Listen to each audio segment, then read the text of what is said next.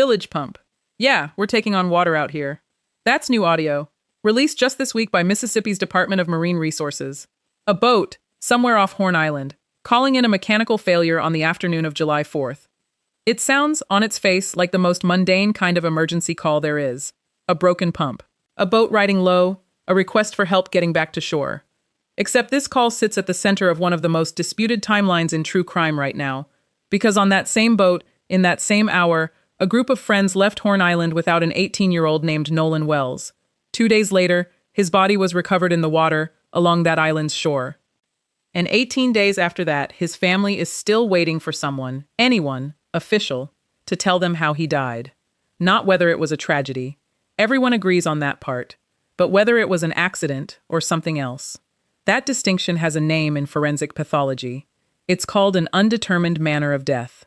And I want to spend the next 40 minutes explaining exactly what that phrase actually means, why it's happened not once but twice in this case, and why some of the people watching this investigation closely are asking whether undetermined has become less of a forensic finding and more of a pattern. This is the Nolan Wells case. Let's open the file properly. Detail assistance, Vicky speaking. How can I help you? Hey, we're at the west tip of Horn, and our village pump stopped working. We're sinking. Can y'all please come? We have a membership. All right, of course. How far is the water coming up, sir? Can you give me a description? Ankles? What'd Hello? you say? Hey. Yes, how far is the water coming up, sir? It's coming up. We're just sinking. I don't know. Like we're going down now. All right, well, let's get you going. Membership number or phone number listed on the account, sir? I don't know the phone number. It's either. I think it's. Try that. All right. I know we have a membership, like guaranteed. I don't All have right, the tag unless on you here. have a It got ripped membership off. number or anything, it's okay. I'll get you over to the captain. What's the best phone number to reach you at? Reach me at 2. All right. And is everybody on board in good health otherwise? Yeah. Everybody's How on many? board. All right. Do you need the United States Coast Guard? What? Do you need the United States Coast Guard? No, we do not need that. All right. All right. Do you have your current GPS coordinates? Let me go look. If not, I can send you a text message.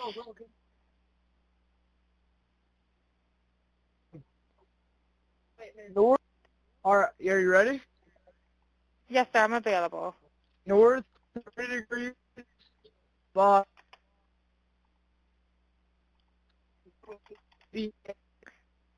4672. All right. 4672. All right. And you were breaking up a little bit. Can you just repeat it one more time to make sure I have it correct? Sorry, look. Hello. Can you hear me? Yeah, what? So you're breaking up. If you need assistance, do you have a VHF radio? No, we do not have the VHF radio. All right. Well, let's try to get you going because you don't have good cell phone reception. Can you verify your coordinates one more time? Okay, my coordinates are 30 degrees by 14.684 north, and then west by 88 degrees by 46.79. Right. Looks like you're on Horn Island, correct? Are you Yes, on we are Horn at Horn Island? Island. Yes. All right. Is the boat sinking or you have it aground? We were sinking, yes. Is it aground is the question? No, we're not aground. We are in Okay. 17 foot of water. We're in 31 foot of water. All right. Have to ask. What do you want to do? Do you want to be towed back? I want to get this boat unsank and towed back, yes. All right. Where would you like it towed to, sir? You can tow it to Ocean Springs Harbor, or Fort Bayou Launch. All right. How many adults and children on board? No, there's no children. So is there anybody on board? How many adults, sir? That was the question.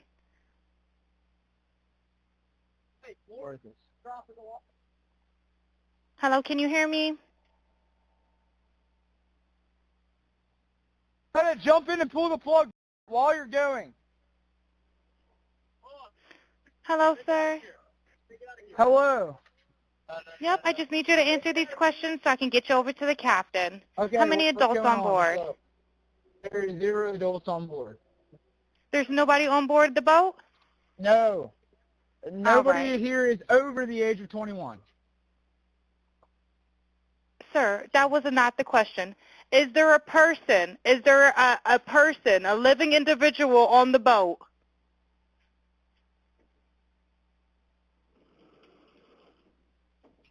Hello? Is there a living person, someone breathing on the boat? Is there anybody on the boat? Yes, there's lots of people breathing on the boat. All right. How many people, sir? Like 7. All right. Thank you. Does everyone have life jackets on or available to them? Yes, we have life jackets available. All right. Verify what boat's sinking. A Triton, 22-foot offshore, 22-foot Triton offshore sea flight hull. All right. All right.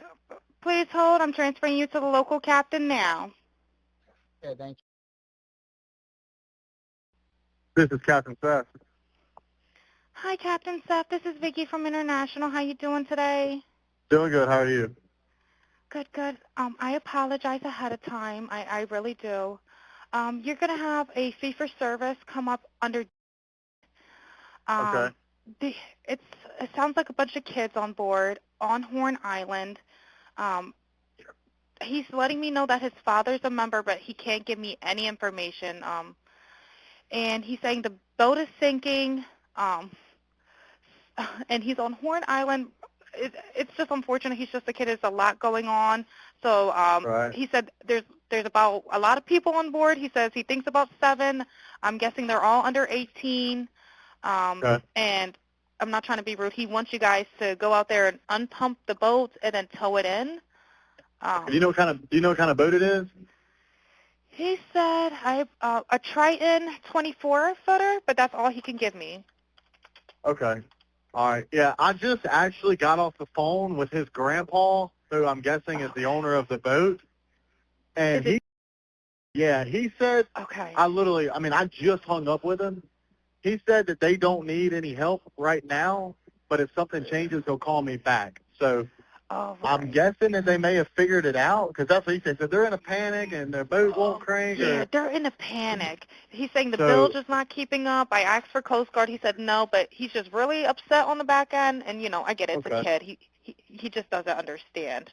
Oh, okay. Do you still have him on the line? Yes, I still have him on the line. And, again, I couldn't find he couldn't give me anything regarding his grandfather's, membership, so it's just under fee-for-service. Okay. All right. Yeah, I just talked to. If you want to, we're so tied up right now. We can't really do any non-member jobs right now. Is he a member? Did you find out if he was a member or not? Yeah, but I'm not sure if it's his boat or what. I'm not sure what's going on with it. But yeah, transfer the kid over. I'll talk to him, and then I'll call his grandpa back as well. All right. And did you want me to look up membership number or anything like that to see if he's up? I know you guys are You can swamped. try this cell phone number. Yes, sir. Anything on this phone number? All right. Yep. Yeah, he's an active member. Hold on. What kind of boat do you have on there? Same boat? Yeah, he's one of your members. Yep, 22-foot Triton. All right. I'll just disregard this one. I'm going to send you over an accurate one under this one, okay? He's one of your members. You'll get in a couple minutes, okay? Okay, perfect. All right. And, yeah, just transfer this kid over whenever you get a chance. All right. Transfer him now. Thank you again, Captain. All righty. Stay safe out there. It's crazy. Have a drink. Oh, it's wild. All righty. Thank you. Thank you. Bye-bye. Bye-bye. Hello? Hello? Are you there? I apologize. I will be disconnecting due to lack of response. Okay, you just heard that call in full. I wanted you to hear it before I told you anything else about it, because I think context changes how you hear certain words, and I want you going into the rest of this with your own read on it first. Now let's go back to the beginning and build out everything around that call, who Nolan actually was, what we know about that day, minute by minute, and where this investigation genuinely stands right now. Before any of this became a hashtag or a headline, Nolan Xavier Wells was an 18-year-old from Ocean Springs, Mississippi, one of 6 children raised by Christine and Elmore, alongside his siblings. Football wasn't a side interest in that house. It was close to a family language. At Ocean Springs High School, Nolan played multiple sports, but football was where he stood out. Not as the loudest presence in the room, but according to his coach Jake Bramlett, as someone who led by example rather than volume. His principal remembered him the same way, one of the kindest, hardest-working students to come through the building. His mother has told one story publicly more than once, because it seems to capture something true about who he was. In a math class, there was a special needs student in the room. When the teacher asked a question, before anyone else could jump in, Nolan quietly got the whole class to lower their hands so she could answer on her own, without feeling rushed or overshadowed. When she got it right, he led the celebration, not as a performance, because he meant it. Her teacher emailed the family afterward just to tell them about it. "I always told Nolan you have to be careful when you have a heart that big," Christine has said, "because it's not always returned that way. But he was genuinely a good person. All the best parts of me are with him." After high school, Nolan enrolled at Southwest Mississippi Community College, about 2 hours inland, where he walked on as a freshman wide receiver, number 16,000, 6'1", 185 pounds, majoring in general business. He'd just finished his first year on campus, and he was due back for summer training camp on Monday, July 6th, to start preparing for his first full season. That date matters. It tells you exactly what this trip was supposed to be. Not an open-ended summer blowout, a short, ordinary break before the real work of the season started again. Independence Day fell on a Saturday. Nolan spent it the way he and this same circle of friends had spent it before, more than once, without incident. A boat trip out to Horn Island. Horn Island itself is federally protected, part of the Gulf Islands National Seashore, sitting roughly 10 miles off the Mississippi coast. No development, no roads, no year-round law enforcement presence, reachable only by boat, known for untouched white sand and quiet, except on a summer holiday weekend, when witness accounts describe hundreds of young people scattered along that stretch of beach. It's the kind of scene that plays out on that coastline every 4th of July. Nothing about it on its face was unusual. Here's the reconstructed timeline, built from GPS records later obtained from Mississippi's Department of Marine Resources, not from anyone's memory of a chaotic afternoon, but from an actual data trail. At approximately 9:56 in the morning, the boat carrying Nolan's group left its dock. It arrived at Horn Island at 11:14 a.m., a trip of a little over an hour across open water. Nothing about either timestamp raises a question. An ordinary holiday morning arrival to an island that group had visited before. The last confirmed sighting of Nolan alive places him on Horn Island around 3 p.m. that afternoon. At around that same hour, according to dispatch audio later obtained through a public records request, the same audio we opened this video with, someone aboard the group's boat placed a call for towing assistance. The bilge pump, the mechanical system that keeps water from accumulating inside the hull, had failed. The vessel was taking on water. This detail matters, and it's worth being precise about why. For nearly 2 weeks, the explanation for why the group left Horn Island rested almost entirely on one public account. A statement from Jackson County Chancery Court Judge Ashley Cole, whose son Warren had been on the boat with Nolan that day. She said the group left around 4:30 because of mechanical failure, that her son last saw Nolan around 3, and that Nolan made his own decision to stay behind, planning to catch a ride back with a different group of friends he'd met on the island that day. When that statement first posted, none of it could be independently verified. It was one mother's account, relayed secondhand to the public. It deserved to be treated exactly that way at the time, not dismissed outright, and not treated as settled fact either. Some of it now has real independent corroboration. The dispatch audio, recorded in real time, hours before anyone knew Nolan would go missing, confirms the mechanical failure genuinely happened. Nobody invents a boat emergency in advance of a disappearance that hasn't occurred yet. That specific part of the account holds up under scrutiny, and any honest accounting of this case has to say so plainly. The GPS data aligns closely. The boat left Horn Island at 4:31 p.m., nearly matching Judge Cole's account, almost to the minute. It returned to its departure dock at approximately 5:44 p.m., after apparently being towed for several miles at reduced speed, before picking back up to normal cruising speed less than an hour later. So here's what's confirmed. separated clearly from what isn't. The boat had a genuine, documented mechanical failure that afternoon. It left the island without Nolan at approximately 4:31 p.m. It returned to a mainland dock a little over an hour later. Not confirmed. Why Nolan wasn't aboard when it left. Whether he stayed by his own choice, as the friends' families have said, or whether the circumstances were more complicated than that.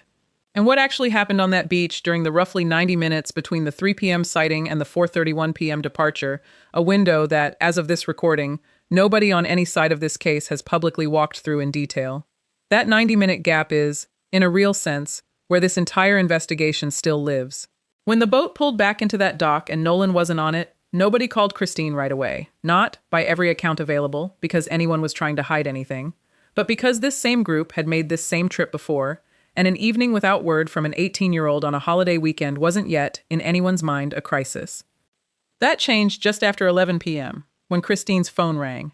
It wasn't Nolan. It was one of his friends. She said publicly that this was the moment something inside her shifted, that a friend simply didn't call her directly like that under ordinary circumstances. Around that same hour, Warren Cole, according to public reporting, called the U.S. Coast Guard to report Nolan missing. The Coast Guard's response, as later reported, was that the situation as described that night didn't meet the threshold for immediate deployment. No cutter went out, no aircraft went up that night. Christine spent the next stretch of that night trying to track her son down herself before turning fully to law enforcement, and ran into a problem nobody had warned her about. Exactly which agency held jurisdiction over a missing person case originating on a federally protected barrier island wasn't immediately clear to anyone she spoke with. She's described a frustrating back and forth between departments before the Jackson County Sheriff's Office finally agreed to open a formal report. By morning, Elmore couldn't wait on process. He took his own boat out on July 5th and searched near Horn Island himself, while an organized search stood up in parallel on shore. The Jackson County Sheriff's Department, Mississippi's Department of Marine Resources, the National Park Service, the U.S. Coast Guard, and the United Cajun Navy, a volunteer search and rescue organization whose incident commander has said they heard directly from Nolan's mother and deployed boats, drones, and personnel within hours. For 2 full days, that search covered land and water around Horn Island with no result. Then, early on the morning of Monday, July 6th, at approximately 8:45 a.m., a National Park Service ranger spotted a body in the water along the island's northwestern shore. Sheriff John Ledbetter confirmed it matched the description investigators had circulated for Nolan Wells. The search for Nolan Wells was over. The search for what actually happened to him was only just beginning. This is the part of the case I want to slow all the way down for, because it's the part most likely to get flattened into something simpler and more sensational than what's actually happened. At the center of nearly every unanswered question in this case sits one piece of pending evidence, the cause and manner of Nolan's death, which has not been officially confirmed by either medical process currently underway. The state autopsy was carried out on July 7th at the Mississippi State Medical Examiner's Office.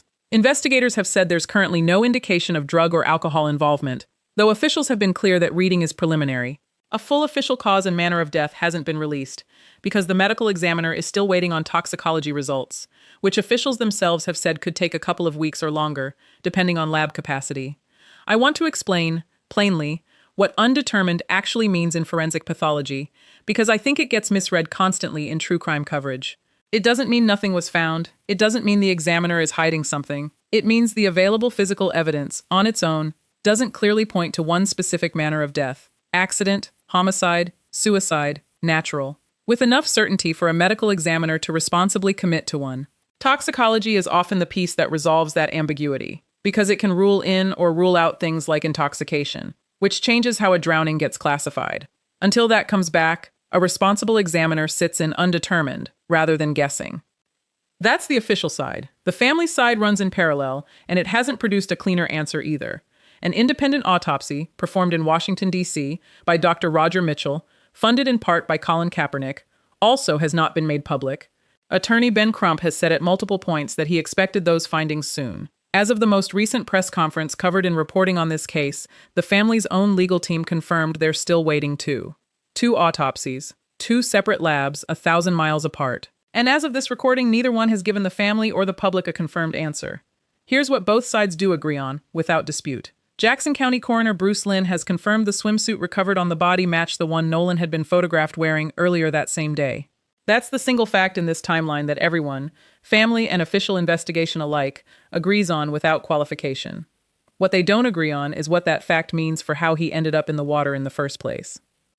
Ben Crump has argued publicly that Nolan was a genuine athlete in peak physical condition, a strong swimmer, and that on a crowded holiday beach with hundreds of people scattered along it, that isn't the kind of place a strong swimmer simply disappears from unnoticed. Coroner Lynn has offered a different frame, telling reporters that the current on that end of Horn Island runs strong, and that stretch of the barrier islands has a documented history of drownings over the years, independent of this specific case. Brian Trasher of the United Cajun Navy occupies a position between both accounts. He said publicly that the rip current in that area on July 4th was strong enough that even the strongest swimmers can struggle to break free of it, and in the same breath, wondered aloud how, with that many people scattered across that beach that day, not a single person reportedly noticed somebody in distress. Neither man is necessarily wrong about what he's describing.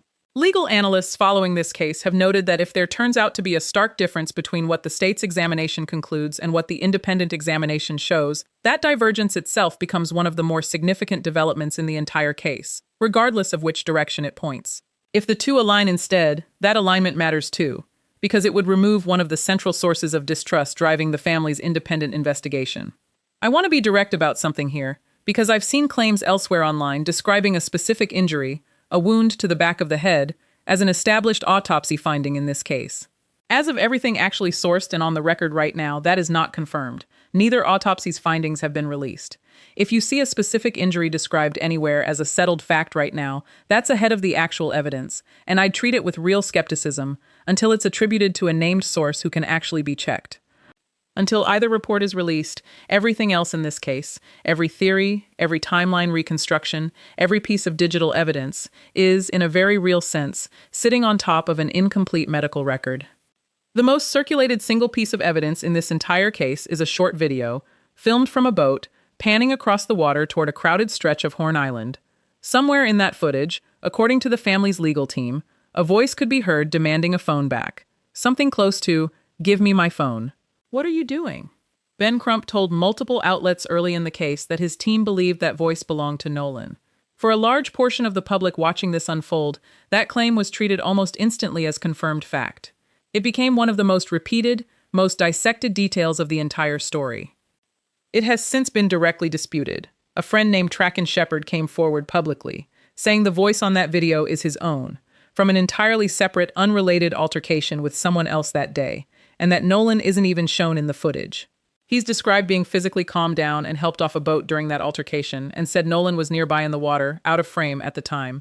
At a later press conference, a reporter pressed Crump directly on whether that quote could actually be confirmed as Nolan's voice. His answer was noticeably more careful than it had been earlier in the case. The original claim, he said, came from one witness. Since then, another witness has come forward disputing it. Other witnesses have described entirely separate altercations that day. His team, he said, now has audio experts working to try to determine, if possible, whose voice is actually captured on the recording. As of that press conference, the question remained unresolved.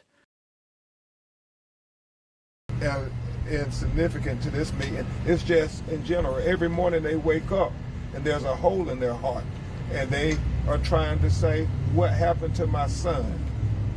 Obviously, they feel strongly that he would not have just stayed behind. He wouldn't have left his cell phone. And so we're trying to get to those answers. Attorney Crump, Brian Rose, GC Wire. There's been a lot of misinformation that's been spread online, especially the pool picture that was shared by you, and you had said that... Well, I didn't share it, I reposted it. We're reposting everything. Let's make it clear, we're reposting everything because we're trying to get people to come in and call. And so we've said from the beginning, we're in a ferocious search for the truth. And so things out there, we are trying to post, ask people, do you know something about this? Let us know. Just because we repost does not mean that we authenticate anything. Look at our social media. We have always been very careful to say this is a repost, and we almost always give a declaration that that's what it is, a repost. And so we want people to continue to call about everything, videos, whatever interactions they saw, and thank God we are getting dozens of people calling every day saying, I was on Horn Island, this is what I saw, I know these individuals, this is what we know. They said, we understand the sheriff's investigation has hundreds of people calling too. And so the hope is that when this is presented to the grand jury, all relevant witnesses and evidence will be presented to them so that we can have a fair and impartial investigation into the death of Nolan Wells. We were very honest and candid with the district attorney, and she was honest and candid with us. Our lived experiences tell us that we must question everything, everybody's role, law enforcement role. That is the lived experience of us as black people in America. And we would be not honoring the ancestors' sacrifices for us if we did not be honest every chance we got when we talk to power, to figure it out. And we don't profess to have all the answers, but boy, we're trying. And so when people call and tell us this is this person, and then we get somebody saying that, no, this isn't that person, we're trying to balance it all. So we want to even be more careful ourselves to make certain that we're trying to get people to come forward. And there are a lot of people who have different perspectives. We're getting that just from the phone calls, that people who were there at the same time are saying different things. But we're going to get there. We're going to get to the truth. So first, I yes. just want to say my deepest condolences to you, Christine, and Elmore. My heart hurts. I'm Brandy McGill, WLOA, Spirit Home. But I want to go on and ask you, Attorney Ben Crump, you say that you were talking about the process and there with the DA. Were any affidavits or possible prosecutions or criminal actions presented to her to be signed eventually, or do we know it Yeah, right now? and as she said, her role is confidential at this point, but so she can maintain her prosecutorial independence. Obviously, I stressed to her very strenuously to say, we want you to zealously, you and the Sheriff's Department, to zealously investigate this matter, and Christine and Elmore share their life experiences too. We know through our lived experiences, our life experiences, and she said that's not how our office operates, but we know in America, in the South, certain people are investigated differently. And we shared that with her. We didn't, ask that she understand our perspective, but we said we should mutually try to understand each other's perspectives, where we're coming from. And we agreed that we would try to do that. Crump also said something worth repeating plainly, because it's a genuine, meaningful correction on the record. Going forward, his team would be more careful to frame single witness claims explicitly as claims, "This is what a witness told us," rather than presenting them as confirmed fact. I think that correction matters more than the original claim did, honestly. It's rare to see anyone in a high-profile case walk something like that back this directly. If you're still seeing that original clip repeated online as settled fact, know that the person who first shared it has since said, on the record, that it wasn't confirmed. Separate from the disputed video, there's the physical device itself and what happened to it after Nolan went missing. This detail doesn't depend on anyone's memory of a chaotic afternoon. When Nolan was reported missing, his phone wasn't with him. It surfaced in the possession of one of his friends. Christine has said she and her sister tracked the device themselves, using a family location sharing app, and located it at a friend's residence rather than being handed it directly by anyone. When she and her sister accessed the phone, both of Nolan's Snapchat accounts were completely empty. No saved photos, no saved videos, even though, by her account, Nolan reliably documented gatherings like this one, and even though that kind of content should typically still have been retrievable within the app's normal 24-hour window.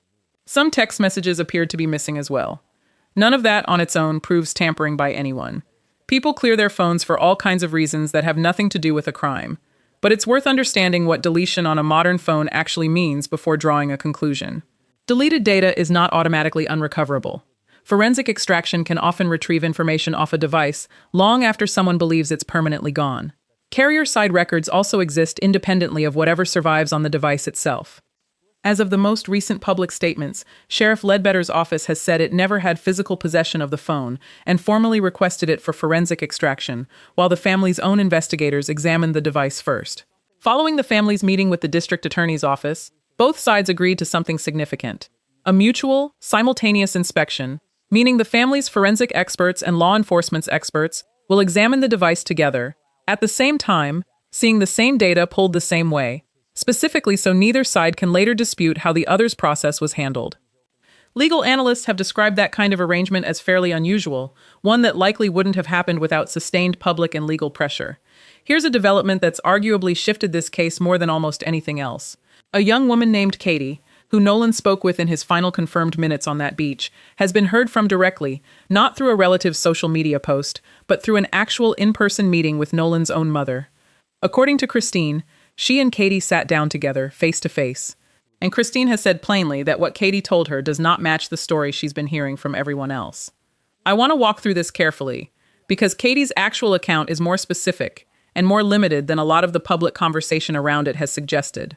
According to Christine, Katie has been consistent from the beginning. She and Nolan met that day, spent time together, and eventually parted ways.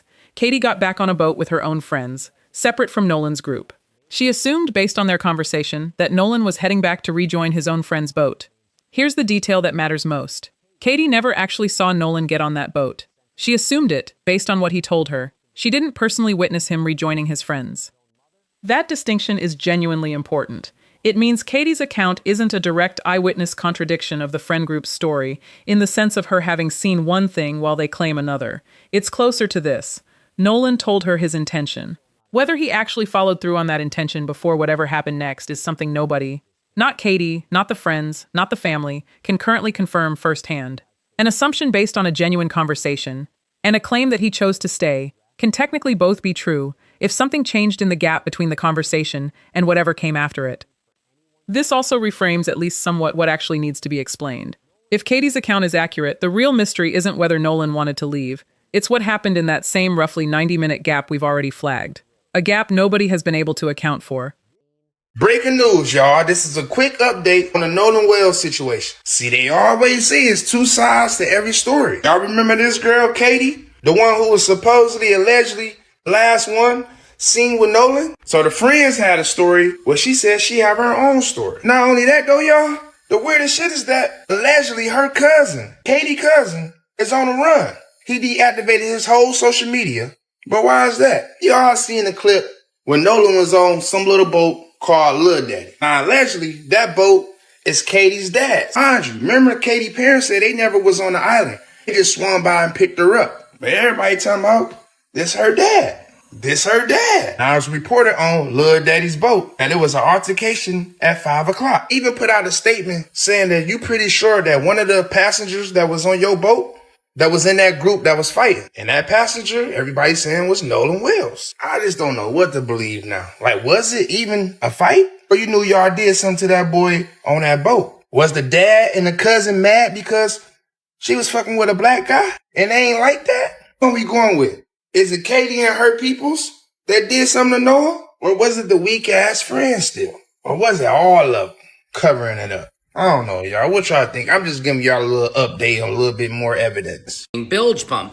She stated that her son, Warren, was interviewed by investigators and said he last saw Nolan. For weeks, exactly why the FBI was involved in this case had only been answered in fragments. This week, the Bureau's Jackson Field office released a complete public statement, and I want you to hear the actual language they used, not my summary of it. Some of the false information that's been put out there and some of the stuff that is incited, I think, rage and emotion in the public, particularly in other parts of the country. We're seeing a high level of calls coming into our office that are giving sometimes vague threats, sometimes direct threats. I know there's been public officials in Jackson County that have received the same. And I just want to send a message to all those folks that if you think you're helping by doing that, you're not. And what you are doing, though, is committing a criminal act that I'm sure state law enforcement and the FBI is going to be very interested in investigating. So, when you make those types of threats against public officials, against possible witnesses, and against the folks that are involved in this investigation and the family, then you are also committing a criminal act, and that's going to be taken very, very seriously. And yes, I can tell you the FBI has reached out. They're working in any capacity that they've offered a hand in this case to do anything that's needed from their end. But they're also taking a serious look at some of these threats that have come across to public officials, to witnesses, to the family, to anybody involved in this case. And I just want to encourage the public, keep that in mind. And then when you start putting these things out there that are false narratives that incite people, then you're partly to blame for that too. And I think there's going to be some serious look at some possible defamation and other style cases that come out of this entire situation. It says that while the FBI has assisted with certain aspects of the investigation using federal tools and partnerships, the Jackson County Sheriff's Office is leading and will continue to lead the investigation. It describes ongoing support from day one in the effort to gather information and find answers for the Wells family. And it says the FBI's efforts have specifically focused on interstate threats received by individuals connected to this matter, running in parallel with the family's own independent investigation, not merged into it. That's worth sitting with. Federal involvement here isn't about Nolan's death directly. It's about protecting people connected to this story from threats serious enough to cross state lines and become a federal matter in their own right. The statement doesn't specify what those threats actually said, or who specifically received them. Separate unofficial reporting has circulated specific claims about threats sent to at least one family connected to the boys who were on that boat. Those specific details haven't been confirmed through any official statement, and there's a reason official statements tend to stay vague here even when the underlying facts are serious. Naming specific victims or repeating specific threatening language can itself cause additional harm.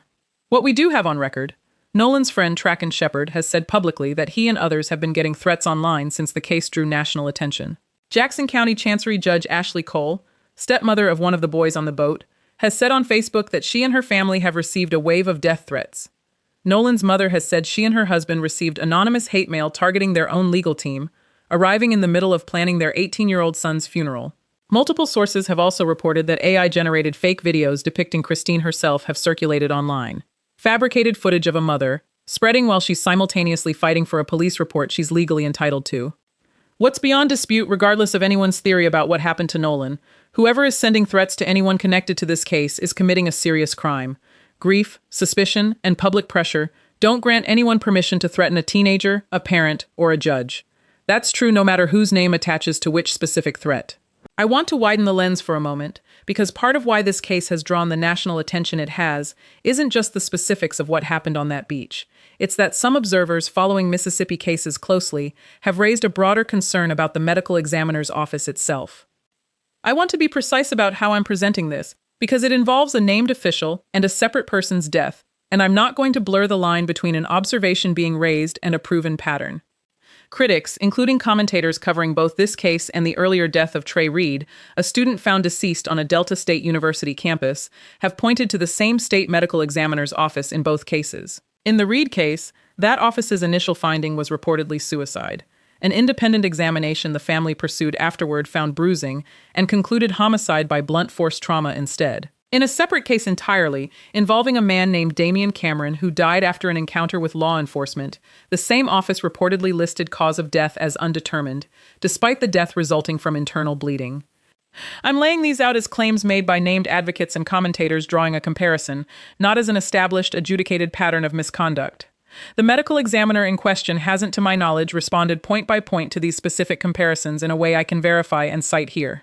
What I can tell you is that this comparison is actively part of the public conversation around the Wells case, that it's coming from people with direct, named involvement in at least one of the other cases, and that it's part of why some observers are watching the pending Wells autopsy with more scrutiny than a typical case might receive. Former Mississippi Judge Carlos Moore has separately raised concerns about the district attorney's office handling this case, pointing to a previous unrelated case involving a fatal police shooting where he says overwhelming evidence still failed to produce an indictment.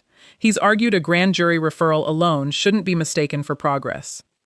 A different attorney, Tyler Bailey, has offered a more measured read, that a grand jury referral is actually standard, routine procedure in this county for any death considered unnatural or suspicious, not by itself proof that foul play has been confirmed or even strongly suspected.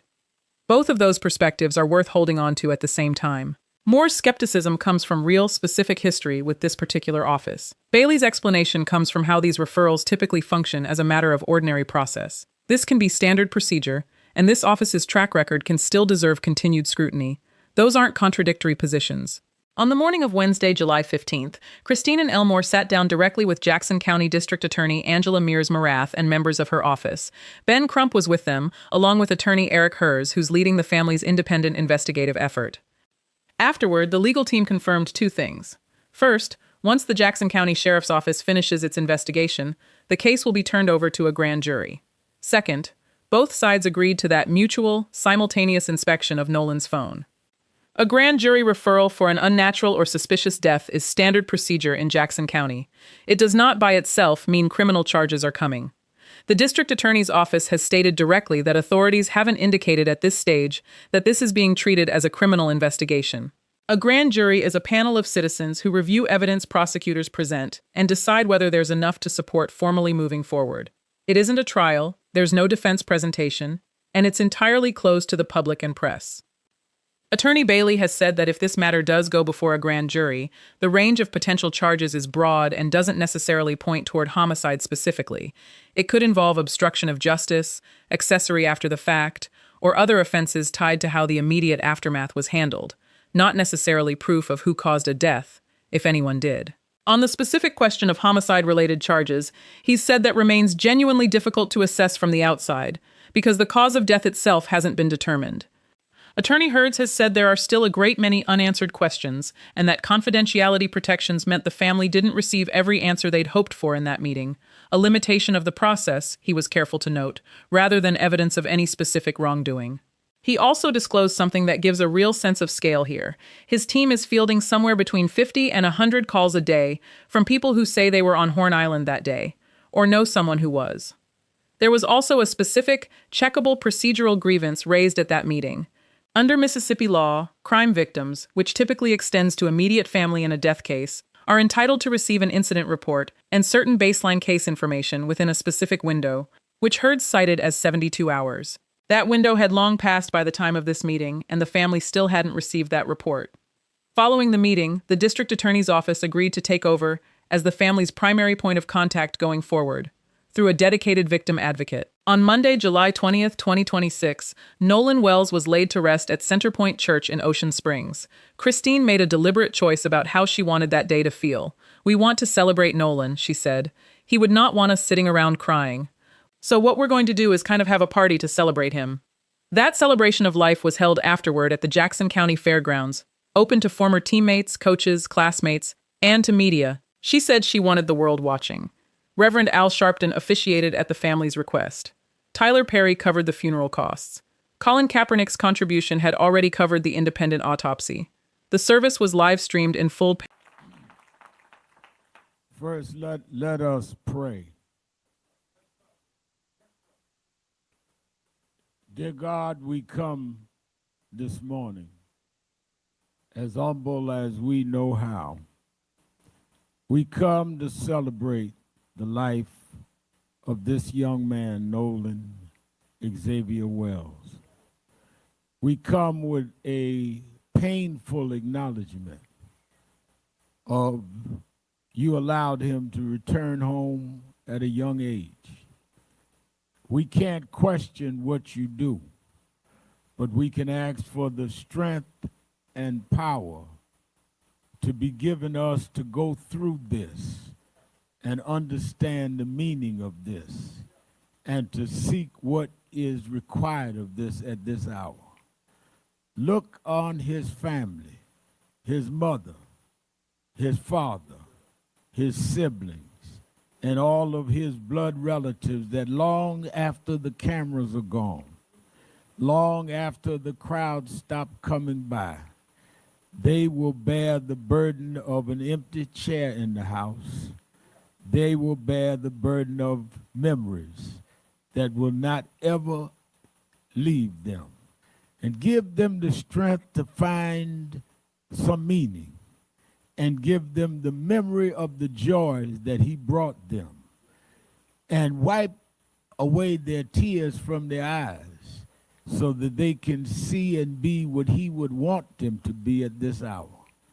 We don't have words or anything we could give, but you have the strength and the power to hold them up. And we ask for that strength today.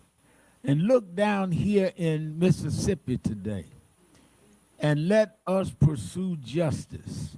Whatever the situations are that led to this, let every stone be rolled back and every veil be torn asunder. And let truth pop out of the ground like a flower. And let justice flow down like a water. And mercy like a mighty stream.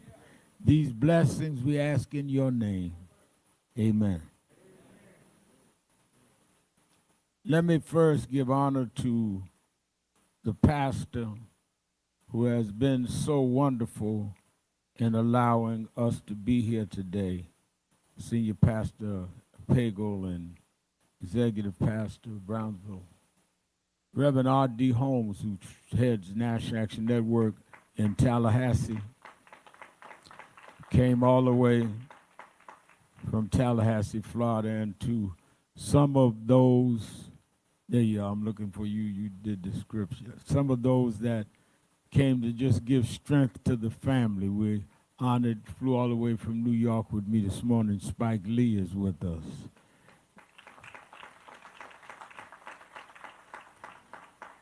And the one and only T.O., Terrell Owens, wanted to be here with the family. In fact, if you look to your right, everybody look to your right, shake hands with that person because you are Elmer and Christian's special guest. Everybody, shake hands with the person to your right. So you can't say you were not special from the family. Everybody here.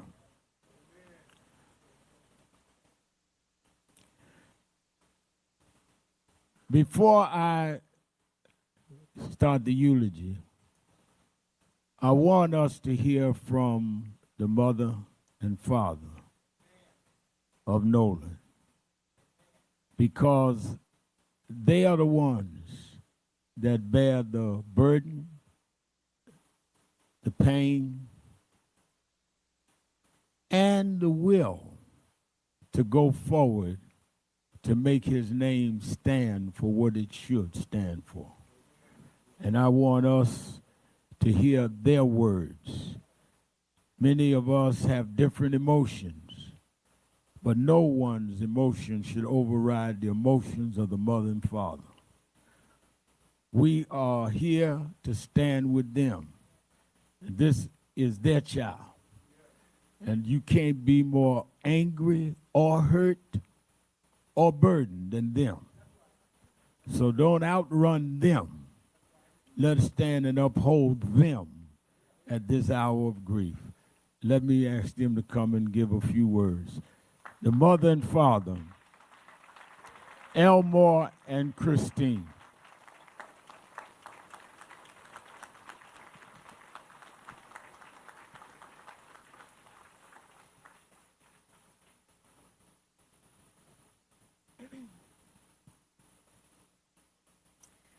First, I want to give all thanks and honor and glory to God for choosing Elmore and me to be Nolan's parents.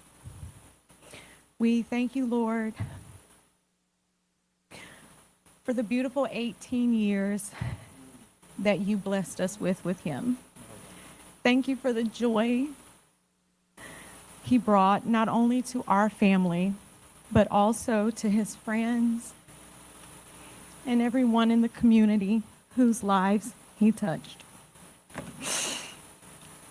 Nolan had such a gentle, calming spirit about him. He had a way of making people feel seen, welcome, and valued. He could lift your confidence with just a few words and make you feel like you belonged. If you ever had the privilege of meeting our son Nolan or calling him a friend, then you experienced a glimpse of God's love through him. He was both protective and nurturing. he often told us that one day he wanted to have 3 daughters that he would name Sophia, Charlotte, and Olivia. He had a deep love for the Lord and an unwavering faith that was evident in the way he lived his life. As much as our hearts are broken, we find peace in knowing that our son is resting in the arms of the Lord. We will miss everything about him, from his quiet nature to the corny jokes, his gentle smile, the way he made everyone around him feel comfortable, loved, and at ease. Your absence has left an emptiness that can never truly be filled. A piece of our hearts will always be missing. Nolan, your father and I are incredibly proud of you. We've always been proud of you, of the young man you were, and we will always be proud of the legacy of love, kindness, and faith that you have left behind. In a world that can often feel dark, be like Nolan. Be the light that brightens the lives of those around you. Be the warmth for those who may be feeling the coldness of the world. Love deeply, protect fiercely, and welcome others with kindness. And remain faithful knowing that God is always with you. Lastly, I ask that each of you keep Nolan's memory alive. Hold him close in your hearts. Share his stories and never stop saying his name. As long as we continue to remember him, his light will continue to shine through us all. Nolan, we love you. We'll continue to fight for you. Yes. And until we meet again, and thank you all for coming. Thank you.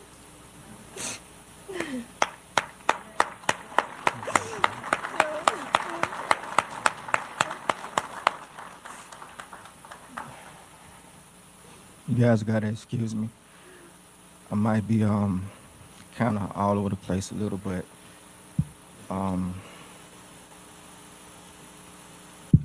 just from-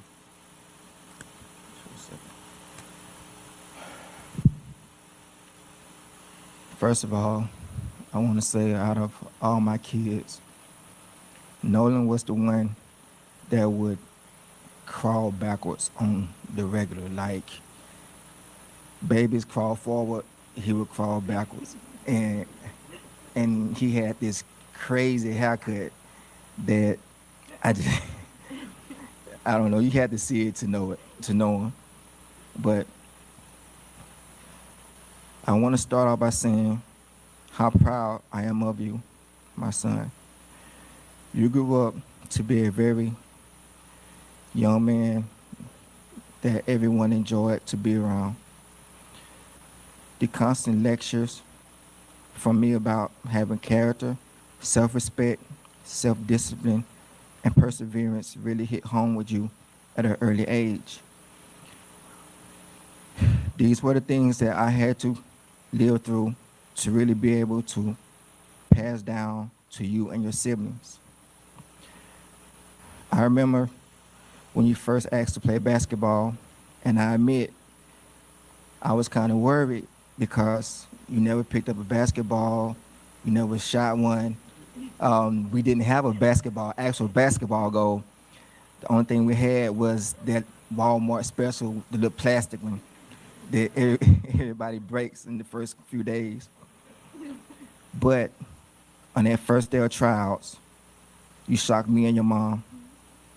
And just to make a long story short, you, Jalen, and Javon won y'all first championship together.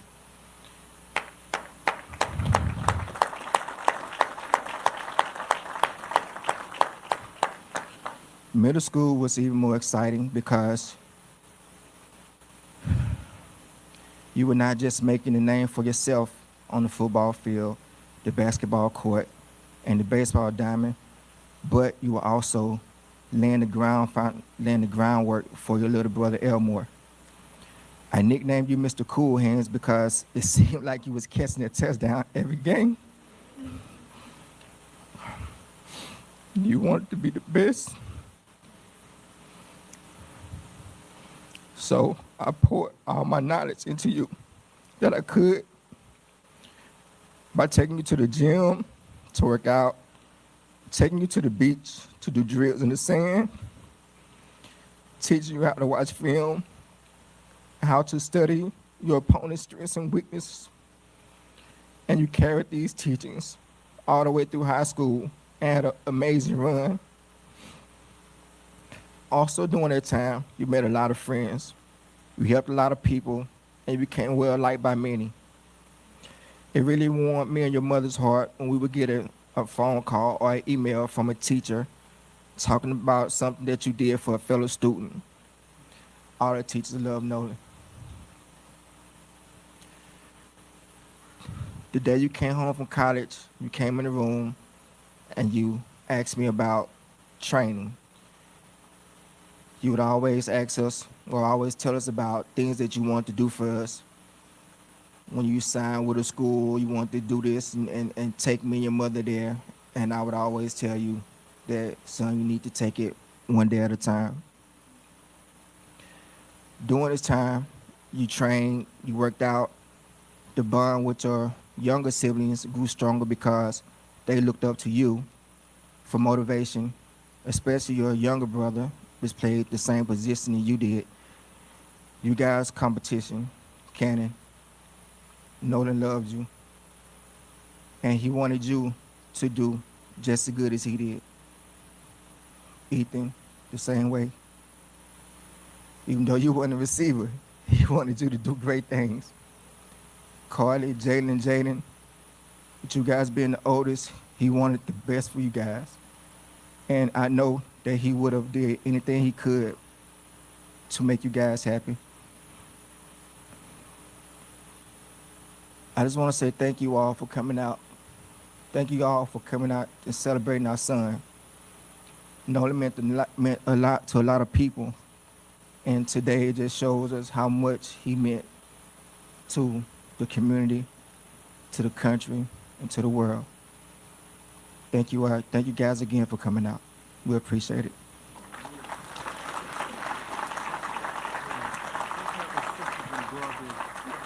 Can we have all of his sisters and brothers to stand? Give the family your love.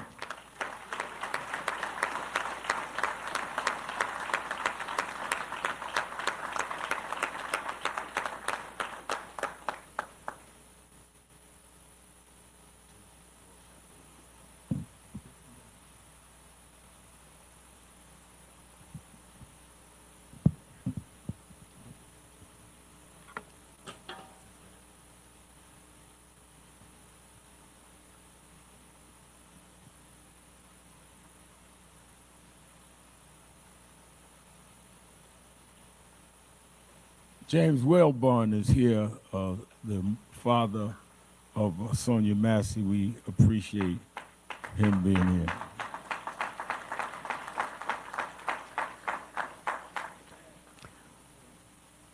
When I was called about what happened to Nolan, and as the days went on, the parents came to our Harlem headquarters of National Action Network and told the story as they knew it at that time. Attorney Ben Crump, who I call the Attorney General of Black America, began looking into this situation. And since then, every day, I have thought about what this means and what it could mean. And a lot of what this could mean, it could be the healing or it could be the poking of the wound. That's going to be decided by what we do. The senior pastor of this church had the courage of his faith to open the doors of this church and let this family funeralize him, even though he knows that some, I'm sure, in the city would wonder why he would even do that. And the dividing of our children of God is something that we have to get over. One of the things that I'm glad to see is that there are people of all races at this funeral.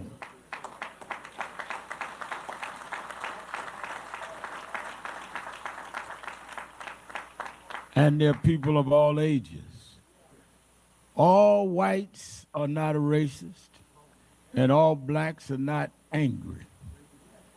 Somewhere in the middle, we've got to meet and find what is just and fair. And that is why we want to celebrate Nolan, and at the same time say we want a full and thorough investigation.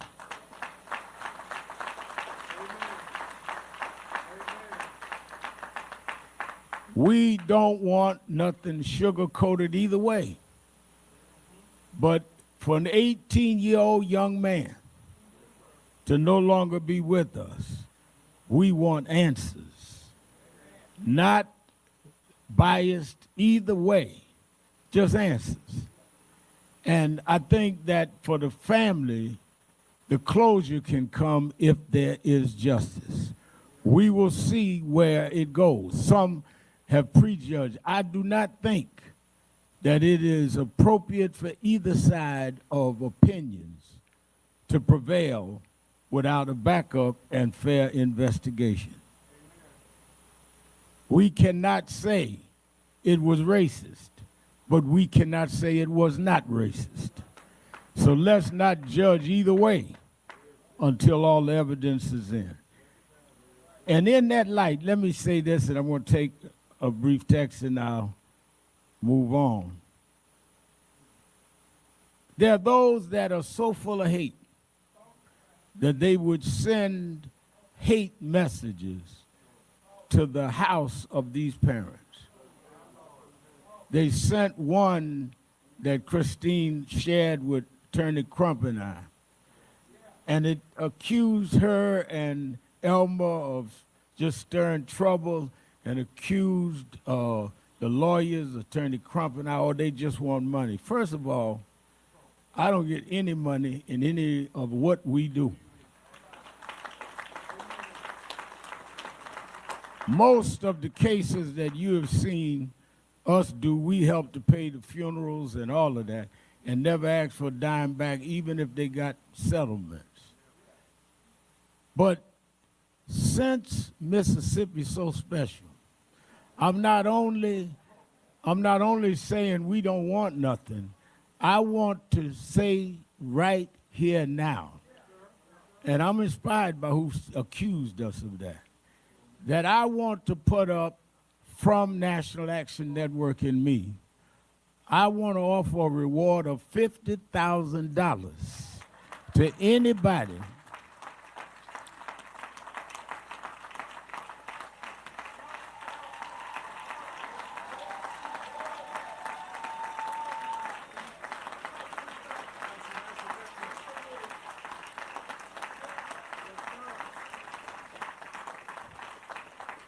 I want to put a reward up for $50,000 for anybody that could give the information that will lead to an arrest and a conviction in the case of what happened. He was not on that island by himself. Somebody saw something and knows something. So I didn't come to make money, I came to give money. Stand up and tell the truth. Whatever it is, good or bad, we're not going to prejudge it, but we cannot end it until we know all the facts. So all you got to do is reach out to Attorney Crump's office, and National Action Network could do that if it leads to an arrest and conviction. And I guarantee you, you'll have it before the sun goes down.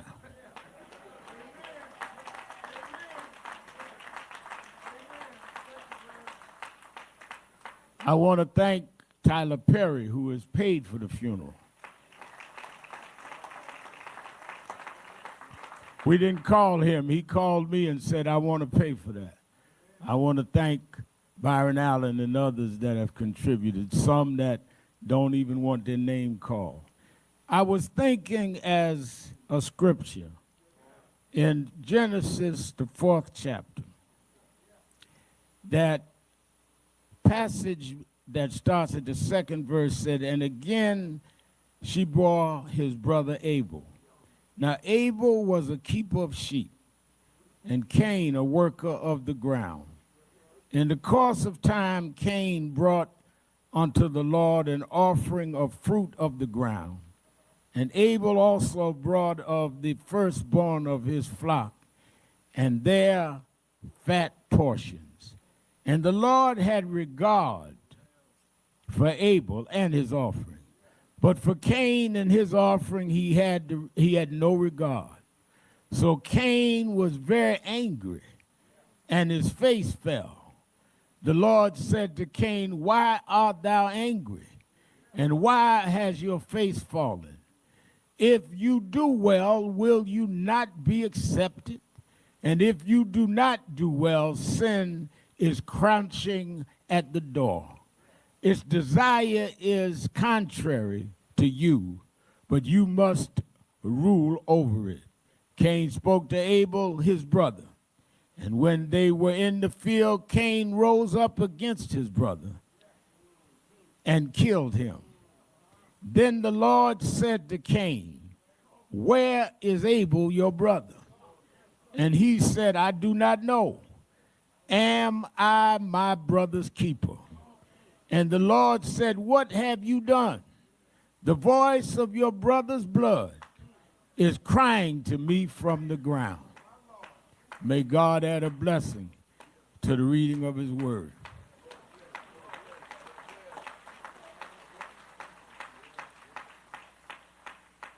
The story of what we have faced in America is a question that started in the first book of the Bible with the first siblings. Am I my brother's keeper? Am I my brother's keeper? Or will we, out of some emotions, some anger, some jealousy, some envy, maybe some bigotry, decide rather than deal with building up the beauty that God put in us, that we will harm our brother and that we will harm our sister, and through some malice try to hide it? But the Bible says that the victim's blood cried from the ground. I hear this morning Nolan's blood crying from the ground. Am I my brother's keeper? Or am I the keeper of some secret, some information that you could give and won't stand up? But the blood's gonna haunt you. Those in law enforcement, your job is to follow the oath, not to follow the preference of what goes down. There are those that want me to condemn people before we know whether they're right or wrong. Now, yes, there's some questions around this, and this is not a rally. This is a praise and worship service, and we'll deal with those questions. But, it's interesting. I exercise every morning. I tore something in my knee about 2 weeks ago. And they told me when they did the x-ray, Reverend, that I had torn my meniscus.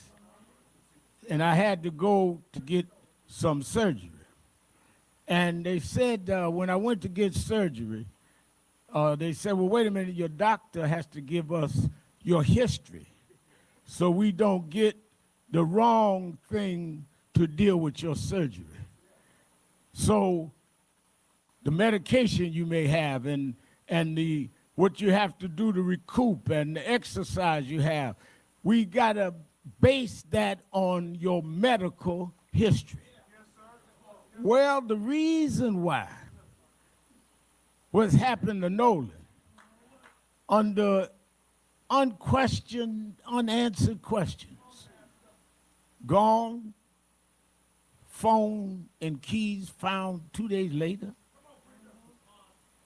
You don't tell nobody you had the phone or the keys. When you confronted, you first tell another story. Then when they finally get the phone and the keys, there are things erased from the phone. There's just too many unanswered questions. Somebody saying that he told us he was leaving the island. So I don't know an 18-year-old person, black, white, or undecided, that gives somebody their phone. I'm a lot older than 18. I wouldn't trust Crump with my phone.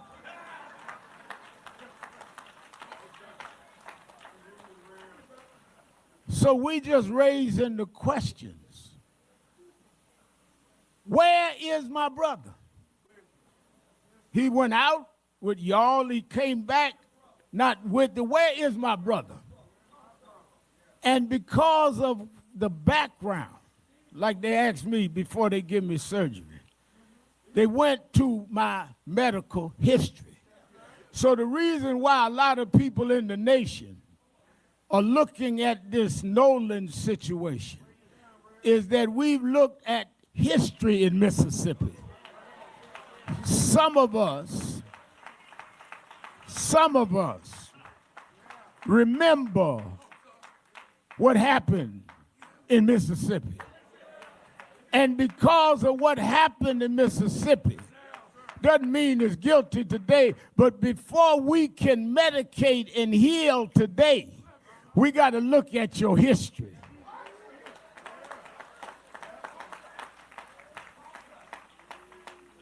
Because history will decide, can you handle the medication? I look back into history, and I noticed that Emmett Till happened here. All the way to Medgar Evers happened here. Based on the history, we got to be able to dig deep. We can't have people in law enforcement saying there was no foul play before an investigation. We got to look at the history.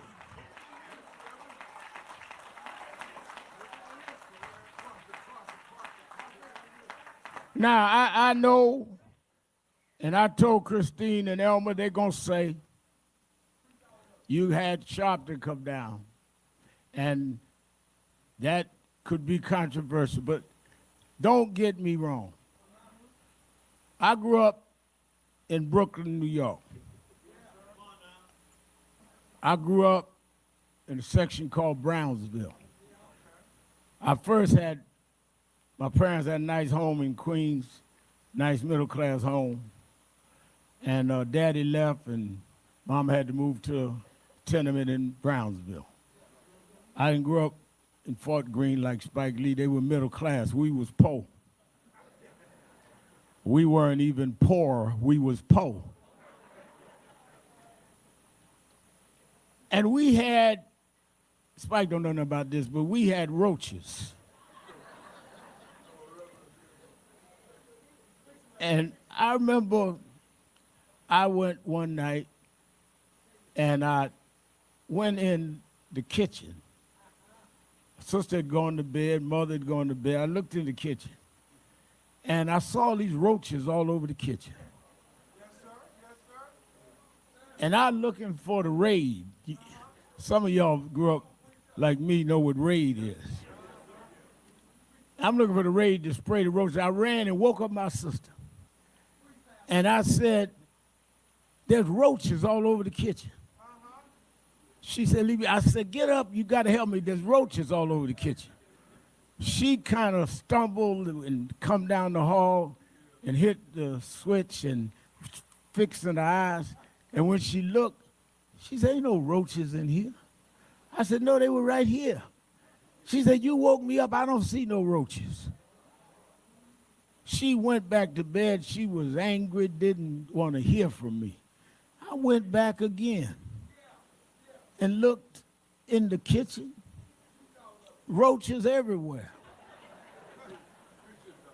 I went back and grabbed again. I said, come on, come on. You got to see it. I'm not kidding. She stumbled in. She cut the light on. Roaches was gone. So I'm now in the little hallway trying to figure this out. And I figured it out, that when you cut the light on,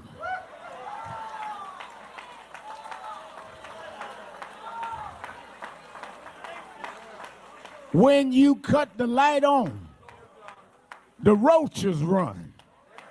I did not come to Mississippi to cause no trouble. I come to cut the light on.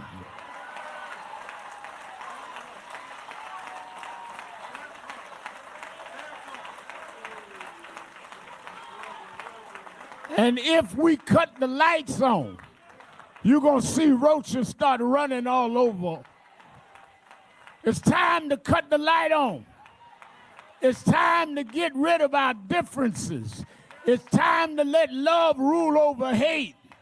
It's time for a new Mississippi. It's time for a new coming together.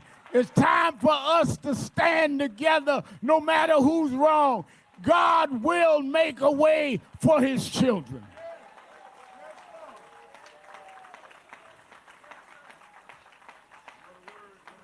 That's why God can use this occasion to make blacks and whites in a state with a bad history say in Nolan's name, we're going to come together and we're going to find out the truth here together. We're going to love together. We're going to make his name be the difference between those of the past. We're going to have some justice and some fairness no matter what it is. We're going to cut the light on. We're going to get rid of the roaches. Thank you and God bless you.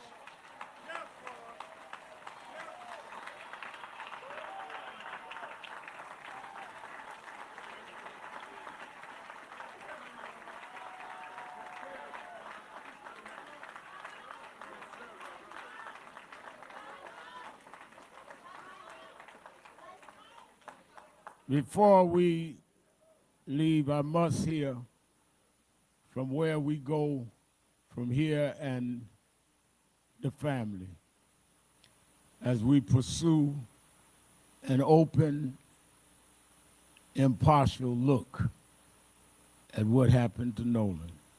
May we hear from the Attorney General of Black America, Attorney Benjamin Crump.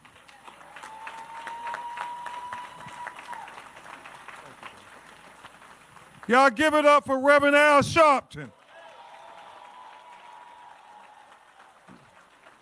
What a message. What a message.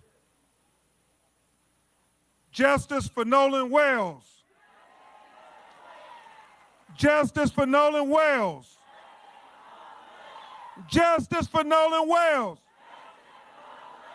Justice for Nolan Wells. Now let's say it so his family will know they are not alone. Justice for Nolan Wells. Thank you. I stand before you with a plea for justice.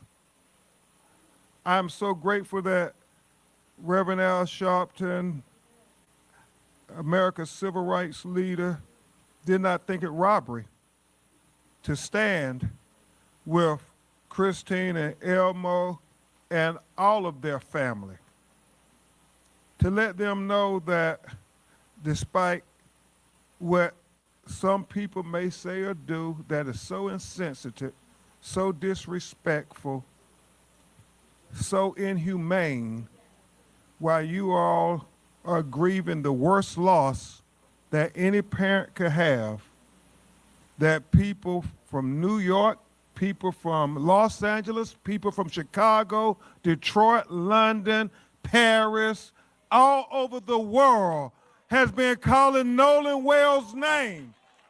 Justice for Nolan Wells. I am so very grateful, Reverend Al, Reverend Toon, that we have a great team of lawyers and investigators, because it's always a team effort. As I heard Elmo often talk about, T.O., Nolan was a great teammate. And everybody who's ever played on a team and who has been successful in their endeavor understands that you're only as good as your teammates are.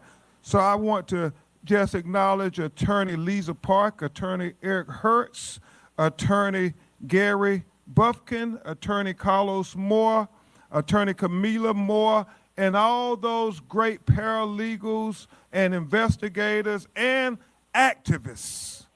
All the people who are encouraging people to call and give us information so we can get to the truth of what happened to Nolan Wells. We want to thank you all. It matters.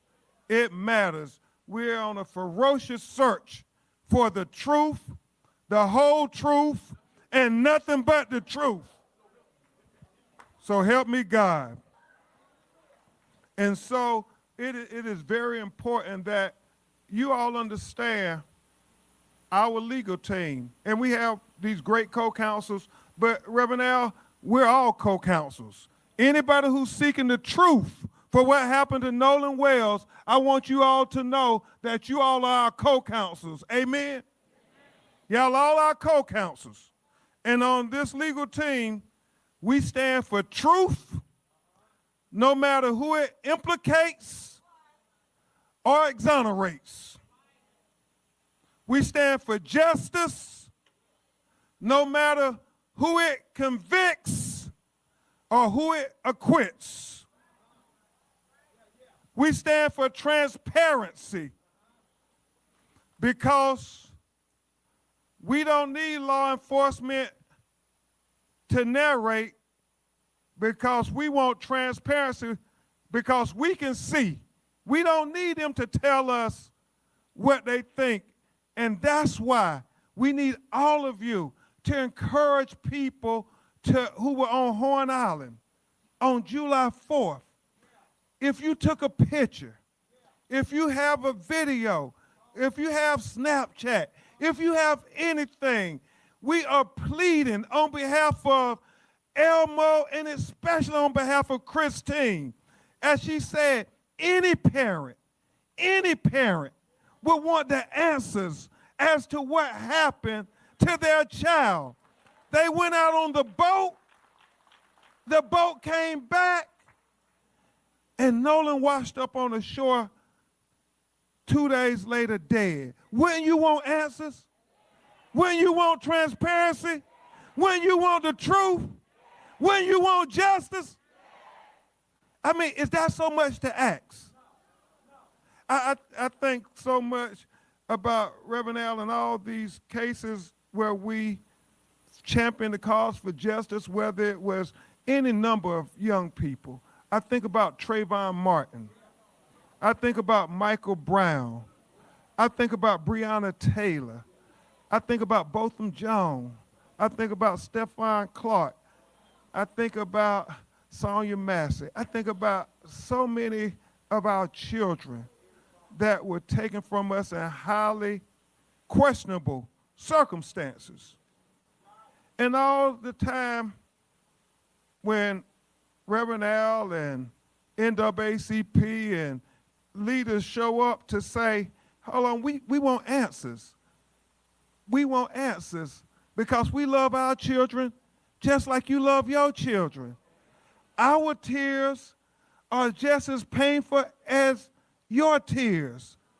Our pain hurts just as much as your pain.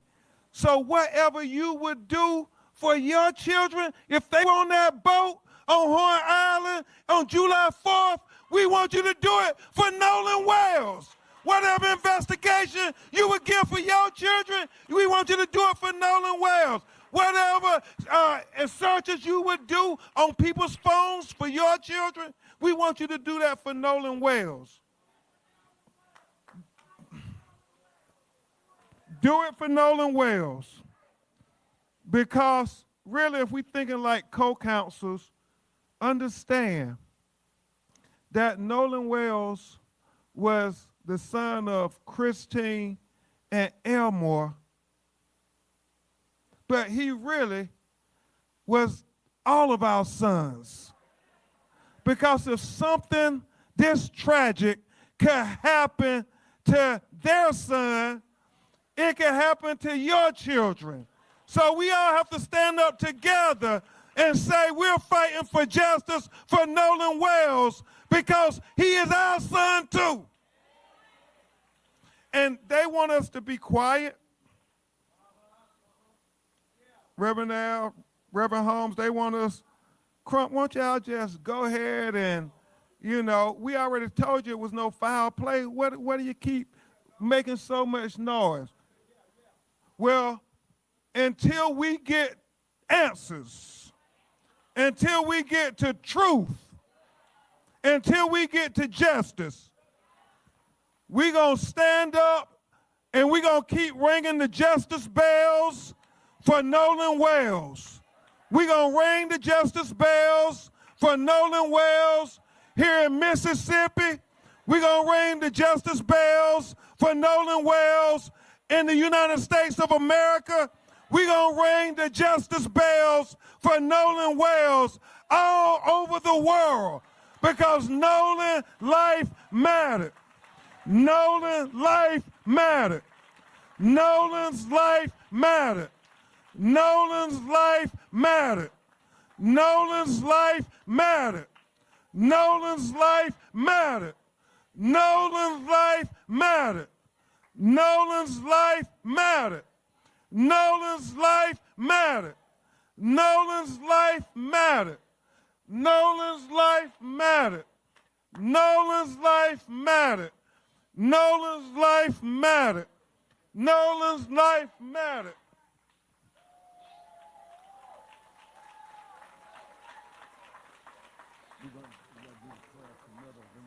Okay. Now, I was gonna.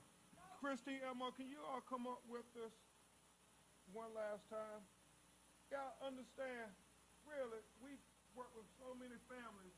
The reason we all got to stand on our feet and say Nolan life mattered, because as Reverend Al said, at some point, the cameras are going to go away, the crowds are going to go away, the government investigation going to go away, and they're going to feel so alone, as if nobody cared, that nobody felt that Nolan's life mattered. So I want you to stand to your feet and let them know that Nolan life matters. Nolan life matters. Nolan life matters. Nolan's life matters. Nolan's life matters. Nolan's life matters. Nolan's life matters. Nolan's life matters. Nolan's life matters. Let me say to Christine and Elmo, before we do the prayer of committal and escort the family out, I just got a text, Christine and Elmo, you know that Tyler Perry said he would pay for the funeral. He must be watching because he said, I'm gonna match you and put up $50,000 more. So we putting up $100,000 for anybody that'll come forward. We just want the truth, that's all. We just want the truth. And we want to thank Tyler Perry. He must have been watching. We want to thank Colin Kaepernick, who paid for Colin Kaepernick, a real giant in our community that shouldn't be disrespected by anybody. But I'll leave that for when I get back to Harlem. But thank you, Colin, for what he did for this family. I'm going to ask Reverend R.B. Holmes to give us the prayer of committal, and then we will have the pallbearers, and we will do the recessional.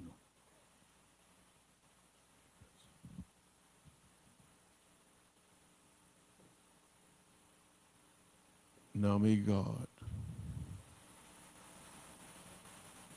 in his providential care, bless, keep, and strengthen this mother and father and family, ashes to ashes, and dust to dust, looking forward to the resurrection when Noah will rise again. In Jesus' name, amen. Amen. Amen. Excuse me, we need everyone to remain seated. We need everyone to remain seated as we escort the family out. Please, we need everyone to remain seated as we escort out the family. If you're not a family, please remain seated. Thank you. In his eulogy, Sharpton pushed for answers while explicitly declining to prejudge the case either way. We cannot say it was racist, but we cannot say it was not racist. So let's not judge either way until all the evidence is in. Christine addressed anyone planning to demonstrate near the service directly. If you're having protests, even the day of his service, I am asking you to just keep it peaceful. Nolan would never want any type of violence. And she had a message specifically for Nolan's friends, the same friends whose accounts of that day remain at the center of so much public dispute. Please just take care of your mental health, because I know this is a lot. It's a lot for us, and I know you guys are feeling some of that too. That detail is worth sitting with. In the middle of demanding answers, in the middle of a grand jury referral, and fabricated online content targeting her directly, this mother also made space publicly to acknowledge that the young people who were on that island with her son are carrying weight of their own. Before we close, it's worth addressing something directly, because it's become its own problem inside this story, separate from the underlying facts of Nolan's death. While both autopsies remain pending, a pool party photograph that spread across social media, claiming to show Nolan alive after July 4th, was independently traced through photo metadata to June 27th, 8 days before the 4th, before Nolan ever stepped onto that boat. Ben Crump has acknowledged his team reposted that image without authenticating it, specifically to ask the public whether anyone recognized it, not as confirmed evidence, and has said his team now consistently labels reposts as reposts for exactly this reason. The disputed video and quote we discussed earlier followed a similar arc, an unverified claim treated as settled fact within hours, followed weeks later by a direct, on-record correction from the same attorney who first shared it. If you see a claim circulating right now stating that either autopsy's results are already out, especially one describing a specific dramatic new finding, treat that with real skepticism until it's confirmed by a named source that can actually be checked. That gap between an emotionally invested public and a slow, careful medical and legal process is exactly where fabricated claims tend to spread fastest, and this case has already demonstrated that pattern more than once. Here's a complete, honest ledger as of tonight. Confirmed, the boat's full documented movement, from a 9:56 a.m. departure to an 11:14 a.m. arrival at Horn Island. A 3 p.m. distress call independently corroborating a genuine mechanical failure aboard the boat. A 4:31 p.m. departure from the island closely matching the earliest public account. A 5:44 p.m. return to the original dock. Formal identification of Nolan's body. A case now formally headed toward a grand jury once the sheriff's office investigation concludes. A joint, simultaneous forensic inspection of Nolan's phone, agreed to by both sides. On-record cooperation with investigators from several individuals connected to the boat and the day's events. The FBI's confirmed, limited roles supporting Jackson County, specifically addressing interstate threats. Katie's direct, in-person account to Christine, an assumption based on a real conversation, not a first-hand claim about what happened afterward.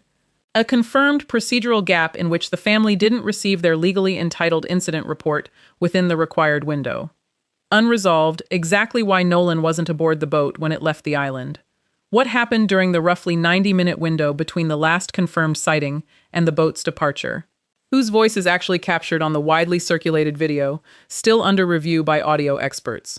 What content, if any, was deleted from Nolan's phone? And by whom, pending the joint forensic examination?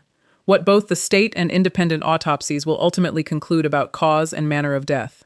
The specific content of the threats the FBI has confirmed but not detailed, and exactly who received them. No cause of death has been officially confirmed as of this recording. No individual has been named a suspect. No charges have been filed against anyone in connection with Nolan Wells' death.